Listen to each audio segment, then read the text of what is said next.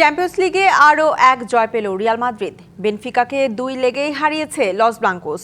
2 লেগেই নিজেদের আধিপত্য ধরে রেখেছে আরবে লোয়ার শিষ্যরা। এই ম্যাচে অবশ্য আলাদা করে লাইমলাইট কেড়ে নিয়েছেন ভিনিসিয়াস জুনিয়র।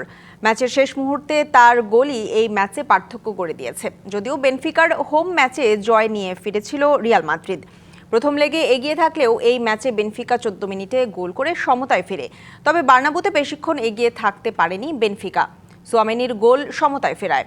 এরপর বেশ কিছু সুযোগ তৈরি হলেও দুই দলই তা মিস করে। তবে ম্যাচের বয়স যখন 80 মিনিট, তখন ভিনিসিয়াস জুনিয়র গোল করে কফিনের শেষ পেরেক মারেন। এতে 2 লেগ মিলিয়ে 3 গোল করে মাদ্রিদ, আর বেনফিকার হয়ে 1 গোল। শেষ 16তে পরের ম্যাচে মাদ্রিদের প্রতিপক্ষ হতে পারে ম্যানচেস্টার সিটি অথবা স্পোর্টিং সিটি।